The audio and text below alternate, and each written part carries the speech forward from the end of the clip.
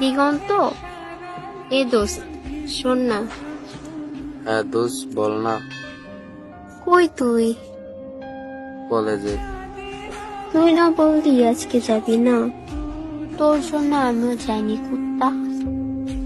আজকে একটা কাজ ছিল তাই আসছি। কোন মেয়ের সাথে মিট করতে গেছো?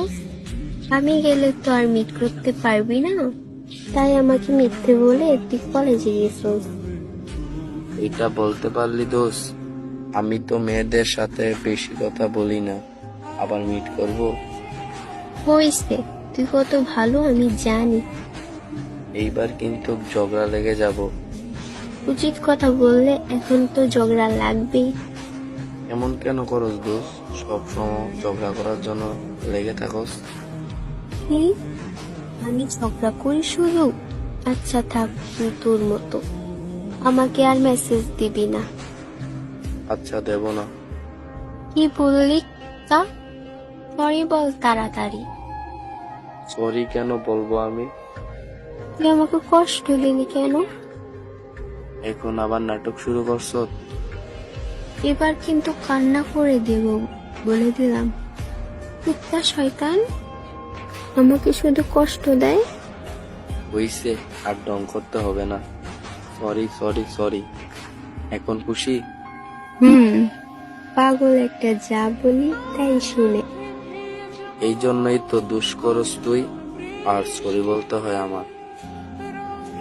সারা জীবন বলতে হবে, কারণ আমি জানি আমার পাগলটাকে যাই বলি না কেন, পাগলটা আমাকে কিচ্ছু বলবে না। হইছে ম্যাডাম, আপনার ডায়লগ দেওয়া। এখন ক্লাসে যাব, বাই।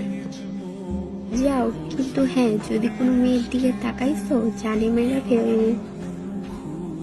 মেরে ফেল, তবু এত প্যারা দিস না দোষ। তার মানে তুই মেয়েদের দিকে তাকাবি? আরে না, কখনো না। এত সাহস আমার আছে নাকি? এবার বল তো, আমি কলেজে গেলে তোর ভালো লাগে না? লাগবে না কেন? তাহলে আমাকে যেতে না করে তুই চলে গেলি কেন? সকালে তোকে মেসেজ দিছি কলেজে আসতে, কিন্তু তুই অনলাইনে ছিলি না। আমার কি দোষ? দেখছস, যখন অনলাইনে নাই তখন একটা ফোন দিবি তো। আচ্ছা সরি। ওই স্যার চলে আসছে, বাই। কলেজ থেকে এসে আগে আমার সাথে দেখা করবি, মনে যেন থাকে।